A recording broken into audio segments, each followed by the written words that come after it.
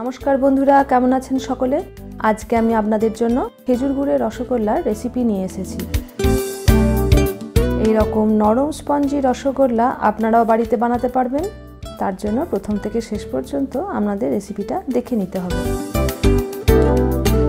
আর এরকম আরও অনেক নতুন নতুন রেসিপির সন্ধান পেতে চ্যানেলটিকে সাবস্ক্রাইব করার জন্য অনুরোধ রইল, যাতে প্রত্যেকটা রেসিপির নোটিফিকেশন আপনাদের কাছে প্রথমেই পৌঁছে যায়। তবে চলুন রেসিপিটা দেখে নেওয়া যাক।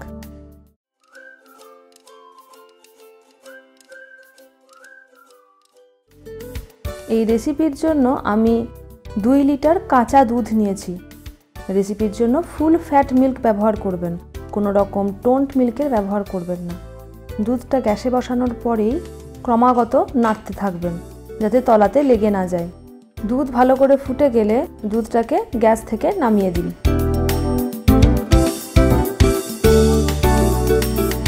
এবারে আমি এই গরম দুধের মধ্যে ভিনিগার জলের মিশ্রণ একটু একটু করে দিতে থাকবো। ভিনিগার জলের মিশ্রণের জন্য আমি হাফ কাপ জলে বড় চামচের 6 চামচ ভিনিগার মিশিয়ে নিয়ে একটা মিশ্রণ তৈরি করেছি। এবারে মিশ্রণটাকে একটু একটু করে এই গরম দুধের মধ্যে মিশিয়ে দিন। এবারে ছানা তৈরি হয়ে গেছে। ছানাটাকে আমরা এবারে ভালো করে জল ঝরিয়ে নেব। ছানা থেকে জল ঝরানোর জন্য আমরা কোনো কিছু ভারী জিনিস চাপিয়ে দেবো না। ছানাটাকে 1 ঘন্টার জন্য কোনো একটা জায়গায় ঝুলিয়ে রাখবো।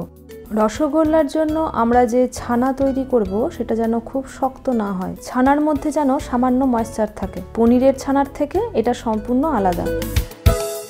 এবারে আমরা রসগোল্লার জন্য যে চিনির রস তৈরি করব, তার জন্য 1.5 লিটার জলের মধ্যে আমি 300 গ্রাম চিনি নিয়েছি। আর নিয়েছি এখানে আমি খেজুরের গুড়।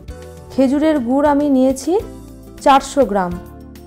400 গ্রাম খেজুরের গুড় একটুখানি ভেঙে নিয়ে এটাকে এই চিনির রস তৈরি করার জন্য যে জল আর চিনি নিয়েছি তার মধ্যে ঢেলে দিন। এবারে এটাকে মিডিয়াম আঁচে নাড়তে থাকুন। 5 মিনিটের জন্য হাই হিটে এটাকে ভালো করে ফুটিয়ে নিন। ভালো করে ফুটে যাওয়ার পর ওপরে যে ময়লাগুলো ভেসে উঠবে, হাতায় করে তুলে সেগুলোকে ফেলে দিন। আমাদের মিষ্টির রস তৈরি। এবারে গ্যাস বন্ধ করে রসটাকে আলাদা করে পাশে সরিয়ে রাখুন।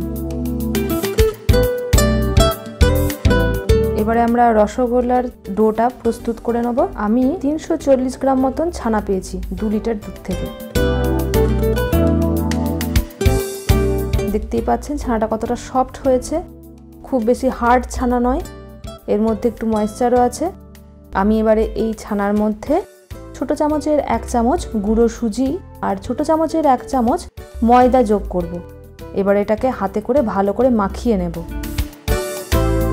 মাখানোর ক্ষেত্রে হাতের তালু ব্যবহার করবেন। ভালো করে তালু দিয়ে ঘষে ঘষে মসৃণ একটা মণ্ড তৈরি করবেন। এর মধ্যে যাতে কোনো দানা থাকে না সেটা লক্ষ্য রাখবেন। যেমন করে আমি এখানে দেখিয়েছি ঠিক সেরকমভাবেই এটাকে হাতে করে মসৃণ করে একটা মণ্ড বানিয়ে ফেলুন।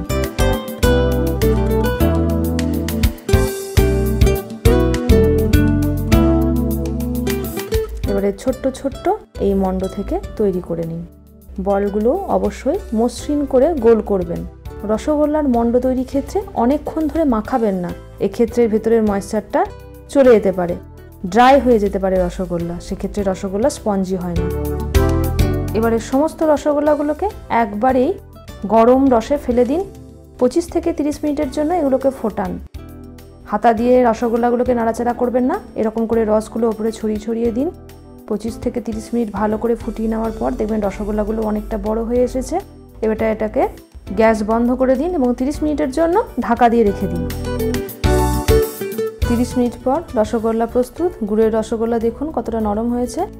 আশা করি আপনাদের রেসিপিটা ভালো লাগবে। ভালো লাগলে কমেন্ট করবেন। আপনাদের কমেন্টের অপেক্ষায় থাকলাম।